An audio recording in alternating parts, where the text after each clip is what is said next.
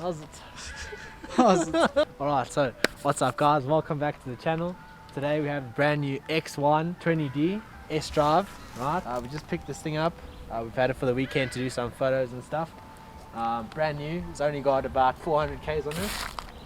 And let's have a look inside. Looks pretty nice.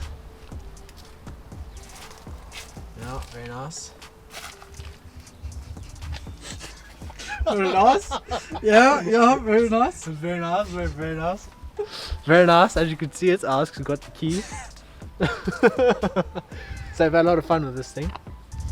It's actually a pretty nice car to drive, very comfortable, and it's a diesel, so obviously you can go quite far with it on one tank. It's not going to break the bank. It's very comfortable. It's a proper family car, this. Not the biggest, obviously, it's just the X1, but definitely got enough space to get you around and get you to where you need to go. And in style too, very comfortable. I have the approval of my girlfriend and my best friend. Gets in, it's like, oh nice, the chair's very nice and comfortable, so that's always good.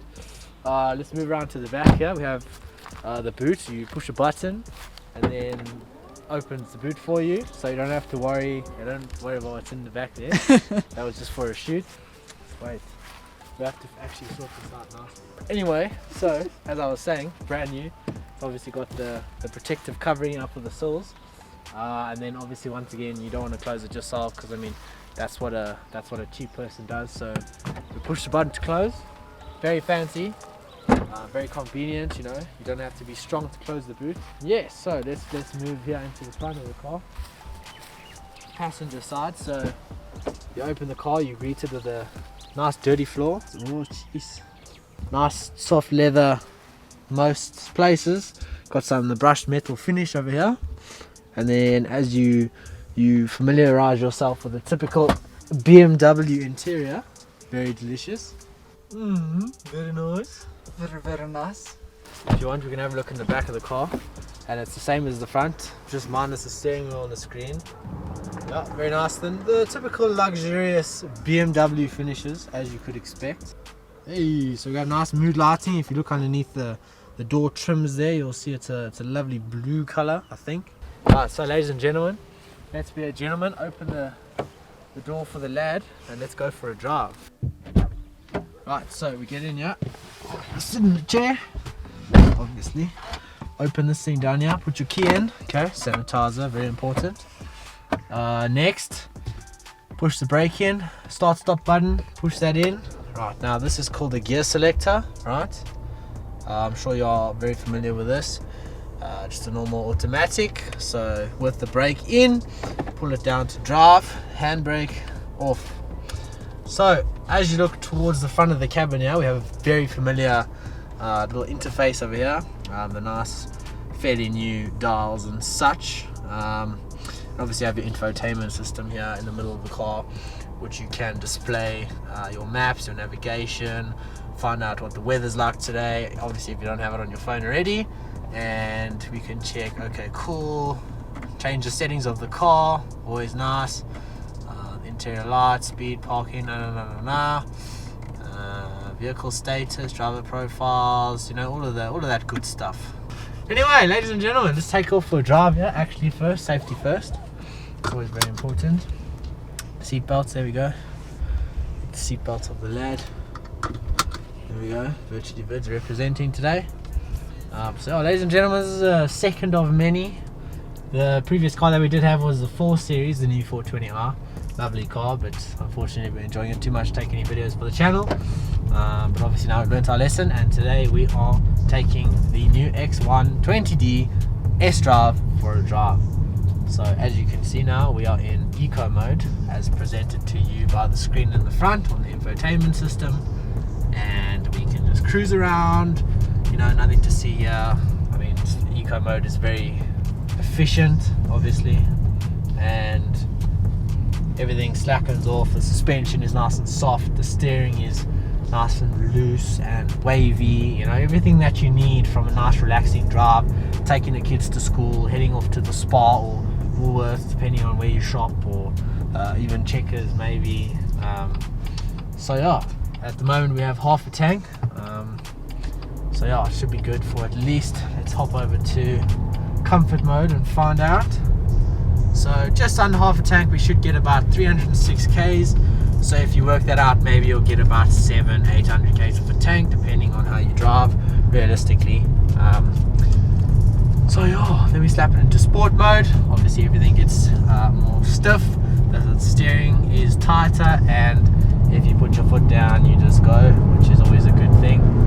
So yeah, that's what you need from sport mode. Sport mode is very useful. There we go. Useful. As I've always said, it is safer to drive a fast car because you are able to take gaps easily and efficiently. There's nothing worse than some idiot pulling out in front of you, and you have to slam on brakes because he can't speed up enough. So yeah, so it's always good to have speed and power, as Jeremy Clarkson would say. Yes, very fruitful engine, 330 Newton meters and about 140 kilowatts or so, if I'm not mistaken. Nice and punchy, very nice and punchy indeed. More than enough. You can always just slap it back into comfort mode or eco mode, depending on how far you want to go. And other than that, just a lovely, comfortable drive, easy over the speed bumps, no worrying about scraping and potholes and such, which is why you should drive in comfort mode, or at least have the suspension in comfort mode. Otherwise, the speed bumps are just going to give you a headache. Speed bumps and potholes. I'm literally just talking the biggest load of shit, dude. Just in case you haven't freaking realized. We have our interior lighting, as you can see. I don't know how well you can see that. Can you see that on camera there? I'm sure you'll be able to see that nicely. Other than that, the next feature we do have is a nice large panoramic sunroof that goes all the way to the back. Only the front portion does open though, which to me is not really a big problem. I mean, you don't want to have the kids blowing around in the back there. I mean, they make enough noise as it is, so one open sunroof would produce enough noise for that. So if you forget where you are, there is an SOS button here. If all else fails and maps doesn't work anymore, push the SOS button. I don't know what happens, but I'm sure the flying squad comes and pulls up to you and asks you if you're okay, with a bunch of flowers and a drink. I'm not sure. We have light switches here for your lights in case you're scared at night and you don't want it to be too dark, and besides the ambient lighting, which is very pleasant, by the way, very, very pleasant. Oh yes, what is not standard on this car is the indicator. That was an optional extra that was provided by BMW for us, as I come from a Peugeot, so obviously I like to use my indicators, so that came in pretty nice and handy. Took a bit of getting used to, because at first it doesn't click all the way down like an old car, obviously, so now we're in the new age. But yeah, it makes a nice little ticking sound there. Always good for entertainment, so that you know when you're turning your corner. You don't want to be one of those guys that just leaves his indicator on and then everyone thinks, oh, he's turning right or whatever it is. So that's always good. Indicators are good for telling people that kind of thing, where you're wanting to turn. Hello, yes. So yeah, I can indicate when I'm turning the corner. It's brilliant. Okay, next I think we have the air conditioning. We have dual climate control. As like today, it is fairly cold outside.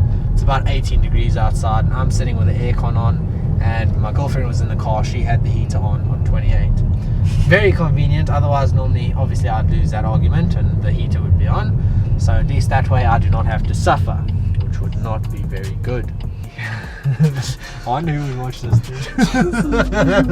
Alright, we posted. Why not? This is so funny. Let's do it, dude.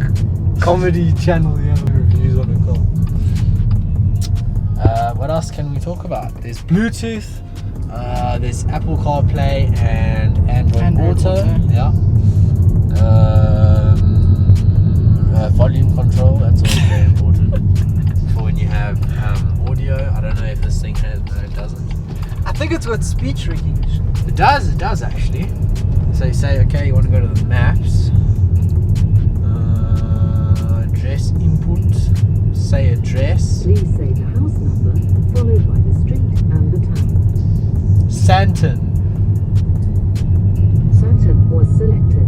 Please say the street, or say start route guidance. Start route guidance, please.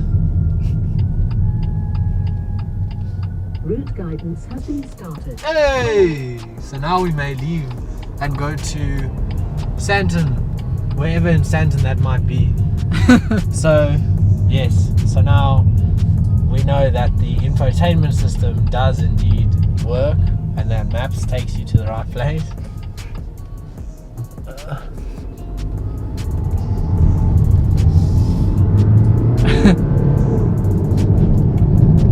Nice sprightly little dwarf there, sir.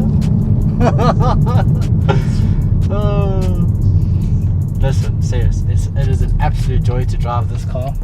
Very comfortable, very smooth, and listen, I mean, what more do you need from an X car? Sure, it's not the biggest car out there, but you'll definitely get smiles per miles on this thing. As you can see there, we are currently heading to Santon. In 10 meters we have to turn left. I think that is referring to the end of the video. In 10 meters or so is where the video is going to end. Thank you very much for watching. Check us out on the next one. Be sure to subscribe, like for more, and Go buy the car. yes, go buy the car. That would always be nice, and then you can come and show me. Yeah. But yeah, have a lekker one. Cheers.